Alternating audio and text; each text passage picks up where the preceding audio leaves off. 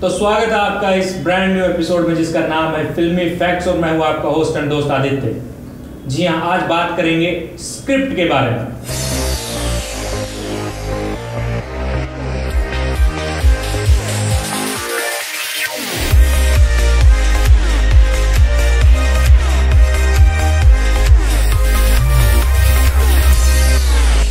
अच्छा है, बहुत अच्छा है। तो जी हाँ, स्क्रिप्ट की बात चल रही थी कि हम लोग आज जो हमारा सेगमेंट है वो है स्क्रिप्ट के बारे में। कैसे हम एक फिल्म की स्क्रिप्ट को एक बेहतर रूप दे सकते हैं, क्योंकि जैसा कि आप लोग जानते हैं कि स्क्रिप्ट जो होती है वो फिल्म की बैकबोन होती है। तो कैसे हम एक स्क्रिप्ट को उसके अंदर क्या मसाला होना चाहिए, उसके अंदर ऐसे क्या डायलॉग्स होना चाहिए कि ऑडियंस आपकी फिल्म से कनेक्ट रहे स्टार्ट से लेके एंड तक।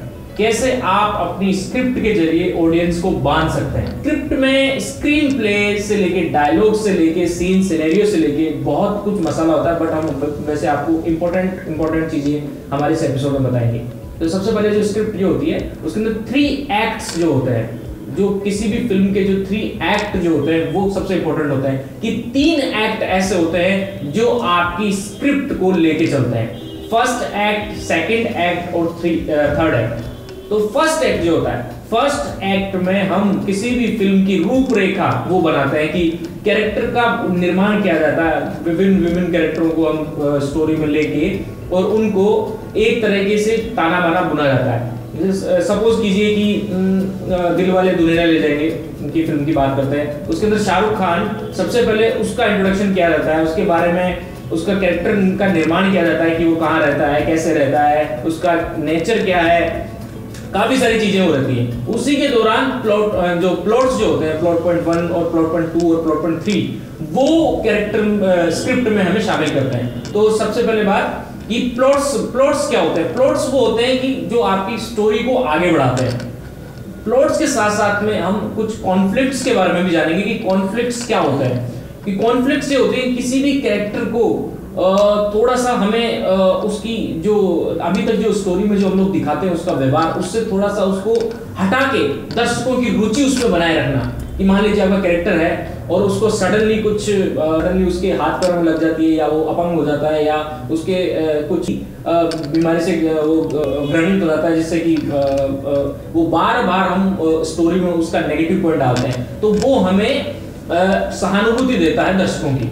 तो ये तो हो गया हमारा फर्स्ट एक्ट। सेकंड एक्ट वो एक्ट होता है जहां पे कैरेक्टर को हम निर्माण करने के बाद में एक ऐसी घटना बताई जाती है जिससे उसकी जीवन बदल जाता है। तो जैसे कि दिलवाले दुल्हनिया ले जाने में वो काजोल से मिलता है और उसकी उनमें दोनों में प्यार होता है, वो आगे बढ़ते हैं। लेकिन वहां पे सेकंड एक्ट में वहां पे उनके साथ ऐसा घटित होता है कि वो थर्ड एक्ट की तरफ अग्रसर हो जाते हैं। तो जैसे कि शाहरुख खान जो होता है वो उससे प्रेम में होता है, लेकिन उसकी फैमिली अगेंस्ट होती है, तो उसको मनाने वो अपने गांव चला जाता है। तो वहां पे वो पूरी जो सेकंड एक्ट होता है उसके अंदर वो पूरा उसका हम ये देखते हैं। दूसरी चीज, वो सेकंड प्लॉट पॉइंट हमें वही देखने को मिलता है जहां पे वो कैसे उनको मनाता है, कैसे वो उनकी मदद करता है, उनका दिल जीतने की कोशिश करता है।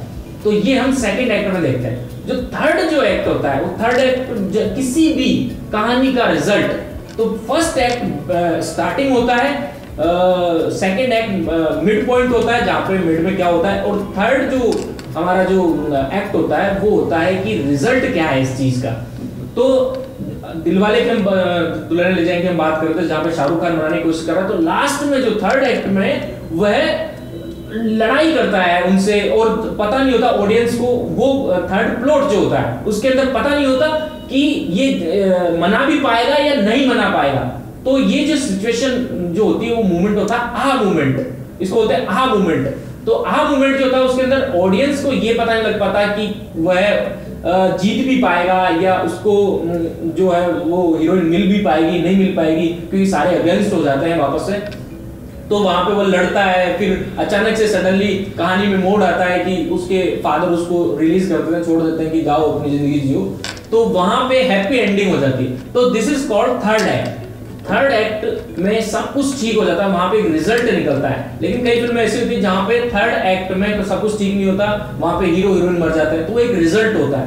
तो first act, second act and third act हम अपनी स्क्रिप्ट में देखते हैं। इसके अलावा हम काफी कॉन्फ्लिक्ट्स स्क्रिप्ट को और बेहतर बनाने के लिए अपनी जो स्क्रिप्ट जो होती है उसके अंदर डालते हैं। कॉन्फ्लिक्ट्स में काफी ऐसे कैरेक्टर्स होते हैं जो बीच बीच में आके हमें डिस्टर्ब करते हैं, बीच बीच में आके कहानी को एक अलग तरीके से इंटरेस्टिंग बनाने की कोशिश करते हैं। तो वो हमारे कुछ कॉन्फ्लिक्ट्स होते हैं। वो कॉन्फ्लिक्ट्स किसी एक्टर में भी हो सकते हैं, वो कॉन्फ्लिक्ट किसी जो दूसरे बाहर का जो व्यक्ति उसमें भी हो सकते हैं। तो ये कॉन्फ्लिक्ट्स स्क्रिप्ट को और इंटरेस्टिंग बनाते हैं। तो ये आज हमने जाना कि कैसे 3 एक्ट्स जो होते हैं वो स्टोरी के मायने रखते हैं। इसके हम 3 एक्ट के अलावा हम इसके अंदर कुछ एक्ट्स और भी ऐड कर सकते हैं और इसको इंटरेस्टिंग बना सकते हैं। तो सिंपल वे में 3 एक्ट्स आप ले सकते हैं कि एक हीरो था, वह फर्स्ट एक्ट में वह मिला, सेकंड एक्ट में वह हीरोइन से मिलता है या किसी कुछ ऐसी उसको चीज मिलती है जिससे वो कहानी की तरफ अग्रसर होता है। सबसे मेन चीज ये होनी चाहिए कि सेकंड एक्ट में वो पीछे नहीं मुड़ सकता। जिस सिचुएशन में है वो आगे बढ़ना चाहिए, वो पीछे नहीं मुड़ सकता। तो वहां पे वो जो सेकंड एक्ट जो होता है वो उसको आगे बढ़ाता है स्टोरी में कि आपको इसकी तरफ आगे बढ़ना ही है। जैसे दिलवाले दुल्हनिया ले जाएंगे, उसके अंदर वो है उसको सिर्फ शादी करनी ही है किसी भी कंडीशन में, तो वो पीछे नहीं जा सकता, उसको सिर्फ आगे बढ़ना है। तो ये सेकंड एक्ट होता है। तो इसीलिए हमें सेकंड एक्ट का बहुत ध्यान रखना चाहिए कि सेकंड एक्ट जो होता है वो बहुत इंटरेस्टिंग होता है और हमें अपने दर्शकों को उससे जुड़ा रहना चाहिए ताकि दर्शक भी फिल्म के साथ में आगे बढ़ सके। तो इसी के साथ में हमारे साथ हमारी फिल्म के लीड एक्टर्स मिस्टर विशाल प्रजापति और मिस्टर अंकित शर्मा, तालियों के साथ स्वागत कीजिए इनका। वो हमारे स्टूडियो में है जी। Hello sir. Hello, thank you sir. तो आज हमारे स्टूडियो में है मिस्टर अंकित, जो कि एक आर्मी के कैरेक्टर की भूमिका निभा रहे हैं अपनी फिल्म में, जिसका नाम है त्रिकोण। ट्राइकोड भी आप बुला सकते हैं, पर त्रिकोण इस फिल्म का नाम है और ये उसके अंदर एक आर्मी की भूमिका निभा रहे थे। तो हमारे कुछ क्वेश्चन है आपसे मिस्टर अंकित कि जब हम आपको इस कहानी के लिए अप्रोच किया गया और जब इस कहानी में आपकी इंटरेस्टिंग हमें देखने को मिला तो हमने आपको स्क्रिप्ट दी। उसके बाद में आपने क्या सोचा और कैसे आपने स्टोरी के अकॉर्डिंग अपने कैरेक्टर को बिल्डअप किया? तो आप थोड़ा सा हमारे दर्शकों को ये बताइए कि कैसे आपने एक नॉर्मल ह्यूमन बीइंग होने के नाते और एक आर्मी का कैरेक्टर, क्योंकि ये बहुत इंटरेस्टिंग कैरेक्टर है, आर्मी का हर कोई प्ले नहीं कर सकता। आपकी फिजिक ऐसी चाहिए, आपका बॉडी लैंग्वेज ऐसा चाहिए, आपका बहुत कुछ ऐसा मायने रखता है जो कैरेक्टर जो स्टोरी में हमें चाहिए। तो कैसे आपने वो जिया कैरेक्टर, वो हमारे दर्शकों को बताइए जी। सबसे पहले मैं दर्शकों को बताना चाहूँगा कि इस मूवी के अंदर जो मेरा रोल है वो एक आर्मी सोल्जर का रोल है। शुरू से ही मुझे आर्मी जो रोल है इसके अंदर प्ले करने का काफ़ी मन रहा है बचपन से ही। फैमिली के अंदर भी जैसे फादर डिफेंस के अंदर हैं तो उनको देखना, उनके साथ जो भी हैं उन सबको देख करके शुरू से बचपन से ही मुझे इसके अंदर इंटरेस्ट रहा है, आर्मी के अंदर एंड डिफेंस सर्विसेज के अंदर। एंड कुछ मैंने प्लेस भी किए हैं कॉलेजेस वगैरह में भी, कुछ थिएटर किए हैं, उनमें भी मुझे अकॉर्डिंग टू मेरे फिजिक के मुझे कॉप्स का ही रोल मिला है ऑलमोस्ट टाइम। मूवी की जब ऑडिशन हुए थे उसके बाद में मुझे बताया गया कि मुझे आर्मी का रोल दिया गया है एक, और जो हमारे लीड एक्टर हैं उनके फ्रेंड का, बेस्ट फ्रेंड का रोल मुझे दिया गया है। तो काफ़ी अच्छा लगा उसे देख करके, सुन करके। उसके लिए किस तरह से प्रिपरेशन करनी थी, क्या क्या उन्होंने मुझे बताया स्क्रिप्ट्स के अंदर, ये आपकी जो है वर्किंग स्टाइल इस तरह से रहेगी, आपको ये ऑडिशंस के अंदर ये करना है और मूवी के अंदर ये प्लेस करना है आपको। तो काफ़ी टफ तो रहा इस चीज़ को लेकर के।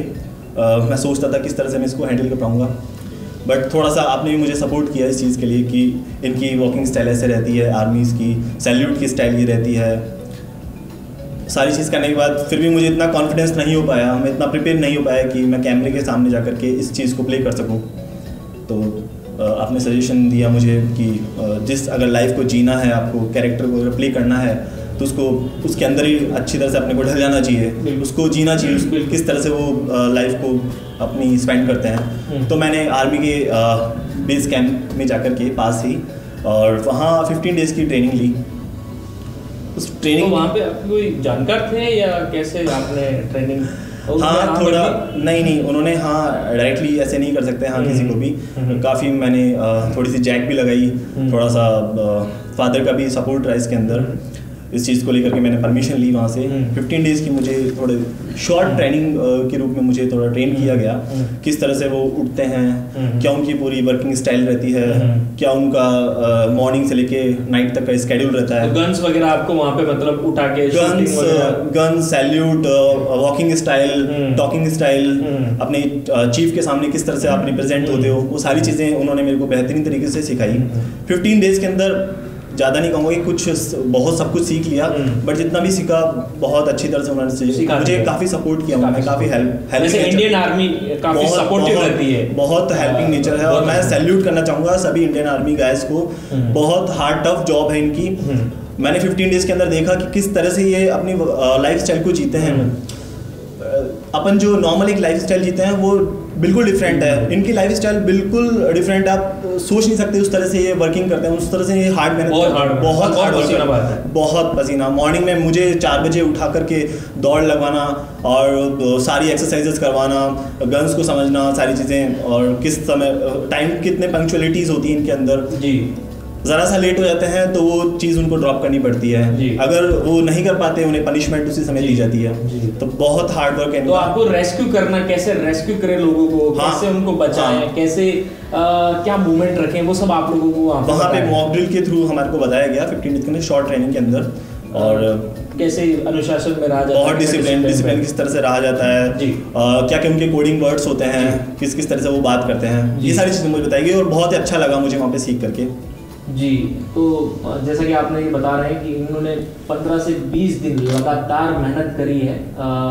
यहाँ पे इनके पास में एक आर्मी बेस कैंप था वहाँ पे, और इनके जो कुछ जानकारी के हिसाब से उन्होंने निकाल के वहाँ पे इन्होंने काम किया, बहुत मेहनत करी इन्होंने, और बहुत अच्छा इनका रिजल्ट देखने को हमें मिलेगा बड़ी स्क्रीन पे हमारे सिनेमाघरों में।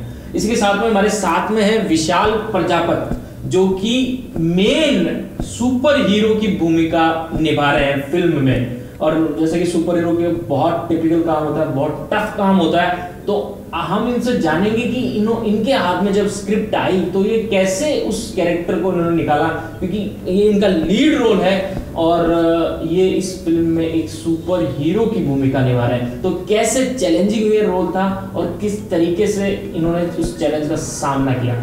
जी विशाल जी, तो आप हमारे दर्शकों को बताइए। Thank you Aditya ji. सबसे पहले तो मैं थैंक्स कहना चाहूँगा फिल्मी फैक्ट्स को, जो ट्राइकोड को अपने ज़रिए लोगों तक पहुँचाने के लिए काफ़ी प्रयास कर रहा है। ये काफ़ी इंटरेस्टिंग पॉइंट था मेरे लिए जब स्क्रिप्ट मेरे हाथ में आई और जब मेरे को कहा गया कि तुम्हें एक लीड रोल प्ले करना है, तो ये मेरे लिए काफ़ी सरप्राइज़ वाला मोमेंट था, क्योंकि लीड वर्ड के साथ ही एक बहुत बड़ी जिम्मेदारी आ जाती है कंधों पे कि आपको स्टार्टिंग से लेकर एंड तक उस चीज़ को निभानी पड़ती है, उतने ही टफ, उतने ही जो फ्लो है उसी फ्लो में आपको निभानी पड़ती है। तो जब स्क्रिप्ट मेरे हाथ में आई तो स्क्रिप्ट एक तो सिर्फ लीड एक्टर की होती है कि चलो यहाँ से आपको स्टार्टिंग जीवन भी आपका यही है और आपकी फिल्म के एंड तक भी आपका जीवन वही है, बट ये जो एक कैरेक्टर था, ये एक ऐसा कैरेक्टर था जिसमें आपको स्टार्टिंग में कुछ और बनना है, मिडल में कुछ और बनना है और इसके एंड में जाके आपको कुछ और बनना है। जैसे कि इसमें मेरा बेसिक एक रफ बताऊं मेरा कैरेक्टर, तो ये कैरेक्टर था कि आपको स्टूडेंट लाइफ जीनी है, उसके बाद में आपको किस तरह से परेशानियां जो फैमिली प्रॉब्लम से निपटते हुए आपको स्टूडेंट लाइफ पार करके, और उसके बाद आपको उस सिचुएशन से निकलते ही आपको किसी से फर्स्ट अट्रैक्शन हो जाता है, किसी गर्ल से कॉलेज में कहीं भी, तो उसके चलते चलते आपको कुछ ऐसी गतिविधियां होती है कि जिसमें आप फंस जाते हैं, सिचुएशन में फंस जाते हैं कि आपको बुरे लोग आपके पीछे पड़ चुके हैं किसी कारण, किसी रीज़न से, और उसी बीच आपको सुपर नेचुरल पावर मिलती है और उसके बाद में फिर आप उन सब चीज़ों से कैसे निपटते हैं, उन चीज़ जो आपके जितनी भी नेगेटिव चीज़ें आपके आसपास है, जितने भी बुरे लोग आपके पीछे हैं, जो जितने भी इवल है, उनसे किस तरह से आप निपटते हो, किस तरह से आपके कैरेक्टर को रखते हो, तो वो आखिरी का एंडिंग पार्ट है। इस बीच काफ़ी घमासान मसाला बहुत कुछ है इसमें फिल्म में। मैंने सुना है कि आपने काफ़ी एक्सरसाइज भी करी है अपने रोल को करने के लिए, क्योंकि फिजिक कई जगह फिल्म में आपको देखने को मिलेगा कि कई जगह इनकी फिजिक कम है, कई जगह इनकी फिजिक आपको ज़्यादा देखने को मिलेगी, कई जगह इनका जो रूप है वो अलग है, कई जगह इनका रूप एक बेहतर, एक सुडोल जिसे बोलते हैं शरीर, उसका एक पूरा इनका आपको एक इनका शरीर देखने को मिलेगा। तो उसके लिए क्या क्या तैयारी थी, क्या आपने खाया पिया, ऐसा क्या खा लिया भूल गए आप? वेल ऐसा कुछ नहीं, बट रोल की डिमांड ऐसी थी कि मेरे को कहीं पे वेट कम करना था। उसके बाद में जब सुपर नेचुरल पावर मिलती है तो उसके बाद में फिर मेरे को वेट गेन करना था।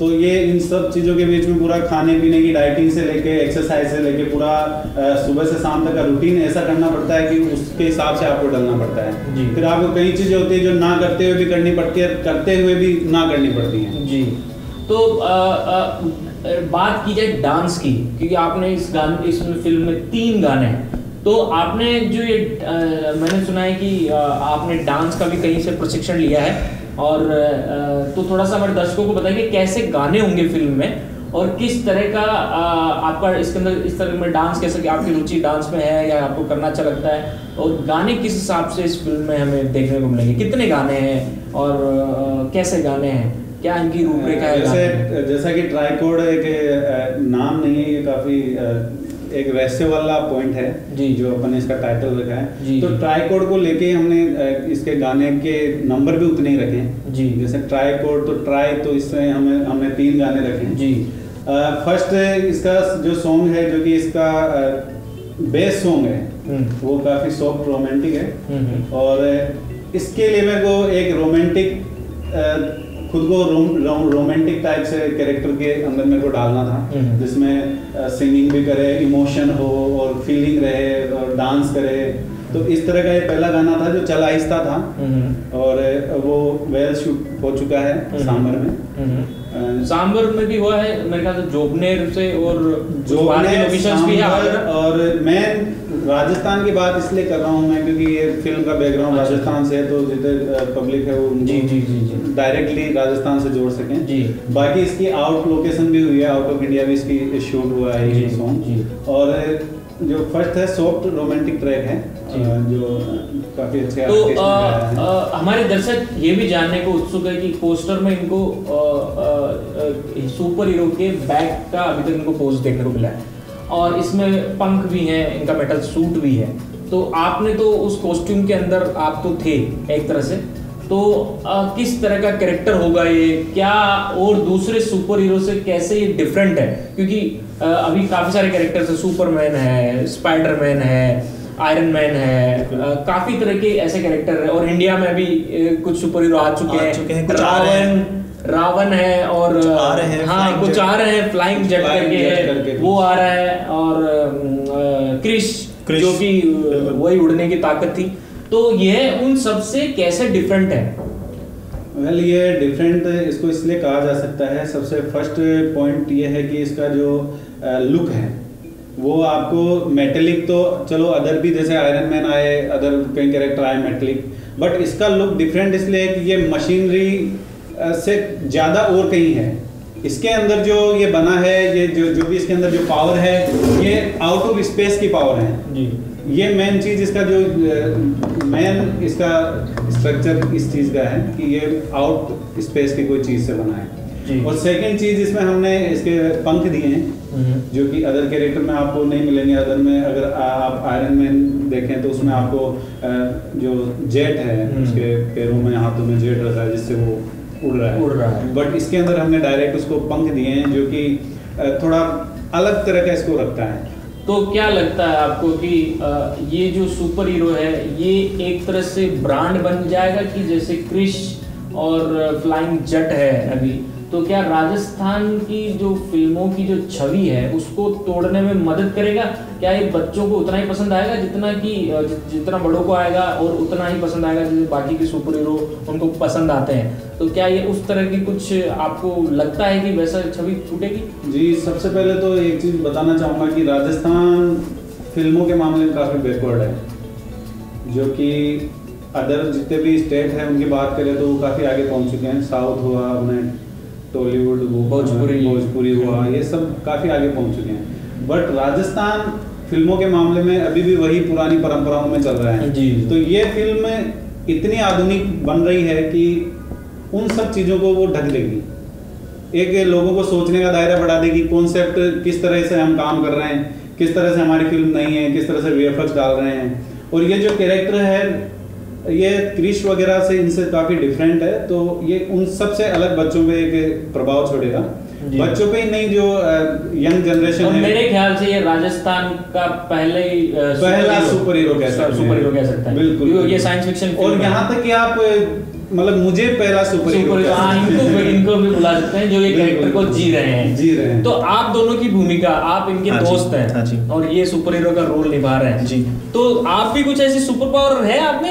नहीं सर, मेरे पास सिर्फ नेचुरल पावर है और नेचुरल पावर के थ्रू ही मैं इंडियन आर्मी ऑलवेज है वो नेचुरल पावर, और उसी के लिए वो उसी से वो जो बुराई जो होती है उसके ऊपर जीत हासिल की जाती है सभी पे। और बहुत अच्छा इन्होंने कैरेक्टर बताया फिल्म के बारे में जी। और मुझे भी लगता है जिस तरह से मूवी के मैंने अभी जस्ट एक सॉन्ग अपना कंप्लीट हुआ है और उसे सुना है, बहुत ही तहलका मचाने वाला है, इतना सूदिंग सॉन्ग है। राजस्थान में बनने वाला शायद पहला सॉन्ग होगा जो इतना अच्छा रोमांटिक है। और 2 सॉन्ग्स और अभी पाइपलाइन में हैं, कंप्लीट होने को हैं, बहुत ही डिफरेंट टाइप के हैं और काफ़ी अच्छा लगा इसमें जी। इसी के साथ हमारे पास आज का मैसेज आया है। ये कहते हैं मिस्टर मनोज, ये है अपने डीडवाना गांव से, वापस डीडवाना गांव का नाम होगा ये, वापस वहाँ से ये बोल रहे हैं कि कैसे ये हमारी फिल्म से जुड़ सकते हैं। तो ये खुद एक्टर रह चुके हैं कि मैं सर एक्टर रह चुका हूँ और मैं छोटा मोटा मैंने रोल किए हैं, लेकिन मैं कैसे आप लोगों की फिल्म के साथ जुड़ सकता हूँ। देखिए मनोज जी, आप इस प्रोजेक्ट का तो हम कह नहीं सकते, लेकिन अगले अगर आप प्रोजेक्ट से हमारे जुड़ना चाहते हैं तो आप अपनी प्रोफाइल हमारे नीचे दिए गए इस लिंक पे आप अपनी प्रोफाइल दे सकते हैं। हमारा फेसबुक पेज है, आप वहाँ जाइए, वहाँ लाइक कीजिए, वहाँ शेयर कीजिए, वहाँ कमेंट कीजिए, वहाँ पे आपकी मेल आईडी तथा पोर्टफोलियो नोट्स आप भेज सकते हैं। तो हम आपका चयन और आपका ऑडिशंस ले सकते हैं और हमारे नेक्स्ट प्रोजेक्ट में आपको कुछ भूमिका दे सकते हैं। अगर आप कुछ हमारी जो चयन जो कमेटी है उसके साथ में बैठ के कैसे आप कुछ टैलेंट है, किस रोल के लिए आप हमारे लिए बेनिफिट है, तो हम बाकी आप इस फिल्म से जुड़ सकते हैं, आप इस फिल्म का माउथ पब्लिसिटी कर सकते हैं, स्प्रेड कर सकते हैं। ये हमारी इंडस्ट्री के लिए अच्छा है, जो राजस्थान की इंडस्ट्री है, जो फिल्म इंडस्ट्री है, इन सब के लिए अच्छा है। तो आप हमारे इस फिल्म से जुड़ सकते हैं और इसकी पब्लिसिटी, इसकी लाइक कर सकते हैं, शेयर कर सकते हैं और हमारे जो चैनल है उसको सब्सक्राइब कर सकते हैं। अपने दोस्तों में ट्राइकोड शब्द का प्रयोग करके हमारी अच्छी आप पब्लिसिटी कर सकते हैं। तो ये हमारी इंडस्ट्री के लिए अच्छा है। जैसे आप खुद एक्टर है तो आप खुद इस श्रृंखला में जुड़ सकते हैं जी। तो हम लोग कहाँ थे? हम लोग आपके कैरेक्टर के ऊपर बात कर रहे थे जी सर। तो ये इंडियन आर्मी से रिलेटेड है और अब अभी हमें कुछ दिनों पहले कुछ कमेंट सुनने को मिले थे कि आमिर खान ने कुछ कमेंट कर दिया था कि असहिष्णुता पे, इंटॉलरेंस पे उन्होंने कुछ कमेंट कर दिया था कि उनको बीवी को डर लगता है कि बाहर बच्चे सेफ नहीं है जी, कंट्री के अंदर सेफ नहीं है। तो आप एक आर्मी की भूमिका निभा रहे हैं इसमें। हाँ जी। और इस देश के लिए आर्मी अपनी जान दे देती है, मर मिटती है हमें बचाने के लिए। बिल्कुल सर। तो कहाँ तक सही है ये इनटॉलरेंस का जो पूरा वाक्य है? अकॉर्डिंग टू मी, मुझे ऐसा सही नहीं लगा कि उन्होंने इस तरह से कुछ कमेंट किया है। ऐसी बात नहीं है, इंडिया में सिर्फ वो ही नहीं रह रहे हैं, बहुत से सारी इंडिया की पब्लिक है, वो भी अगर सब ऐसे सोचने लग जाएं कि यहाँ इंडिया में आकर सेफ नहीं है तो फिर देश का क्या होगा जी। तो मेरे हिसाब से उन्होंने सही कमेंट नहीं किया है जी। बाकी पर्सनल लाइफ में अगर वो कुछ सोच रहे हैं तो उन्हें इतना पब्लिश नहीं करना चाहिए था कि मेरे बच्चे सेफ नहीं है यहाँ पे तो मैं उन्हें बाहर शिफ्ट कर दूँ जी। तो ये गलत रहा उनके लिए और काफ़ी इफेक्ट पड़ेगा उनका। आई थिंक अभी इनक्रेडिबल इंडिया जो है जिनका ब्रांड एम्बेसडर उन्हें बनाया गया तो उन्हें भी वापस उससे हटा दिया गया है। तो जहाँ तक मुझे लग रहा है उनकी मूवी में भी काफ़ी इस चीज़ को लेकर के इफेक्ट पड़ने वाला है जी। शाहरुख खान का भी कुछ दिनों पहले कमेंट आया था कुछ और उनका दर्शकों को बताना चाहूँगा कि उनका और बाजीराव मस्तानी का जब आपस में टक्कर हुई तो अभी बाजीराव मस्तानी की अगर हम फिगर देखें तो वो काफ़ी बेटर है दिलवाले से। दिलवाले की प्रोडक्शन कॉस्ट काफ़ी ज़्यादा थी, आशाएं बहुत थी रोहित शेट्टी को भी, लेकिन हम ये मानेंगे कि इनटॉलरेंस का उनका जो असहिष्णुता पे उनका जो बयान था उसकी वजह से उनकी इतनी टिकट की सेल नहीं बन पाई, ऑडियंस में उतना रुझान नहीं बन पाया। तो ये आने वाले समय में पता लगेगा कि आमिर खान की, क्योंकि दंगल आने वाली है तो काफ़ी जगह दंगल का विरोध हुआ है, उनकी कुछ शूटिंग रद्द भी कर दी गई इसी वजह से। तो कितना वो गेन कर पाती है उनकी फिल्म इस इनटॉलरेंस के जवाब के बाद में। और अभी ये अतुल्य भारत का और उनको ब्रांड एम्बेसडर की खबर आई है कि उनको हटा दिया गया है। एक तरह से ये बोलेंगे कि किसी एजेंसी के थ्रू थी, लेकिन सरकार की तरफ से ये जवाब आया कि अब वो इस ब्रांड एंडोर्समेंट का हिस्सा नहीं रहेंगे। तो जी आपके क्या विचार है इस इनटॉलरेंस के ऊपर विशाल जी की? क्या लगता है, आप सुपर हीरो को भूमिका निभा रहे हैं और भारत में सुपर हीरो है और इस फिल्म में आर्मी है, देश प्रेम है और बहुत कुछ है इस फिल्म में, तो कैसा जब हम कुछ बड़े सेलिब्रिटी के मुंह से ऐसा सुनते हैं, तो आप खुद एक अच्छे सेलिब्रिटी हैं, लेकिन जब आप उनके मुंह से ऐसी बात सुनते हैं जो हमारे देश की छवि को बिगाड़ने की कोशिश कर रही है, तो उसके बारे में आप क्या सोचते हैं? देखिए, फर्स्ट ऑफ ऑल तो देश में रहने वाला हर एक नागरिक सुपर हीरो है और उतना ही इम्पोर्टेंट है जितना आमिर खान या शाहरुख खान है। फैमिली प्रॉब्लम्स आती है, एक कम्युनिटी प्रॉब्लम आती है या पूरे देश में प्रॉब्लम आती है तो सबके लिए बराबर है, या किसी के लिए ज़्यादा है फैमिली में, किसी के कम है। लेकिन उसकी वजह से हम किसी देश को या किसी गवर्नमेंट को उसके लिए हम दोष नहीं ठहरा सकते, क्योंकि वो चीज़ें आपके साथ लागू हुई है, वो चीज़ें पर्टिकुलरली आपकी फैमिली के लिए नहीं हुई है। वो अगर वो देखी जाए तो वो चीज़ें अगर गलत हुआ है तो सबके लिए हुआ है, अच्छा हुआ है तो सबके लिए हुआ है। तो आप अगर इसी कोई एक वाक्य उठाकर आप अगर उसकी वजह से बोलें कि नहीं देश में अब देश रहने लायक नहीं है, क्यों भाई? जब इतनी आपको इतना कुछ देश ने दिया है, आपको पाला पोसा, इतना कुछ देश में आपने खाया है, देश में नाम कमाया है, आज देश ने आपको सब कुछ दिया है जी। तो उसके बावजूद अगर ये कमेंट करना, तो ये एक बहुत ही छोटी सोच वाली बात है, क्योंकि उतने बड़े आदमी का कमेंट उनको करोड़ों लोग जानते हैं, तो उनके मुंह से निकली हुई एक एक बात बहुत ज़्यादा इंपॉर्टेंट लगती है, क्योंकि वो करोड़ों लोगों तक जाएगी। आज अगर कोई कॉमन मैन चिल्ला के बोले कि नहीं ये ऐसे सुनता है, ऐसे सुनता है, उसकी बात इतनी मायने नहीं रखेगी जी, क्योंकि उसकी 2 लोगों तक 10 लोगों तक जाएगी जी। और अगर आप किसी बड़े सेलिब्रिटी है तो आपको हर एक वर्ड निकालने से पहले सोचना पड़ता है कि ये क्या असर डालेगी, ये कितने लोगों तक पहुंचेगी। तो ऐसी असहिष्णुता कहीं नहीं है देश में, शुरू से प्यार से रहा है देश जी, और आगे भी रहेगा। और ध्यान देने वाली बात ये है कि इन्होंने बहुत अच्छी बात बोली कि इंडिया में हर व्यक्ति एक सुपर हीरो है और हर व्यक्ति उतना ही अजीज है जितना कोई सेलिब्रिटी होता है, उसको भी उतना ही सम्मान प्राप्त है जितना किसी भी बड़ी सेलिब्रिटी को प्राप्त है। तो आमिर खान जी, आपसे सिर्फ एक ही बात मैं कहूंगा, और उसके पास इंटॉलरेंस, अगर आप बोलते हो कि इंटॉलरेंस है, बार बार इंटॉलरेंस बोलते हैं कि बार बार ये मुद्दा आ जाता है कि वापस असहिष्णुता का, और देखने को मिलता है कि चुनाव में ही ज़्यादा हमें देखने को मिलता है, तो ये गलत बात है। हमारा देश सहिष्णुता है, यहाँ सब भाई भाई है, हिंदू मुस्लिम सिख ईसाई सब भाई भाई हैं, यहाँ पे कोई इंटॉलरेंस मुझे तो आज तक देखने को नहीं मिली। अगर मेरा पड़ोसी मुझे दूध नहीं देता तो इसका मतलब ये थोड़ी मैं इंटॉलरेंस बोल दूँ। ये कहीं बात समझ में आती नहीं है।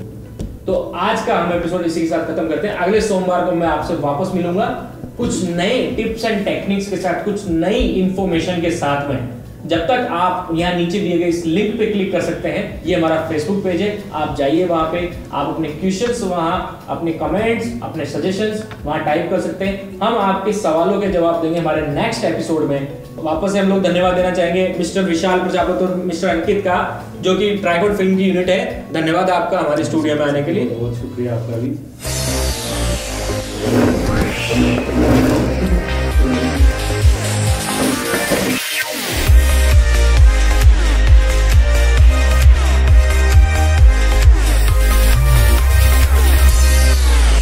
अच्छा है, बहुत अच्छा है।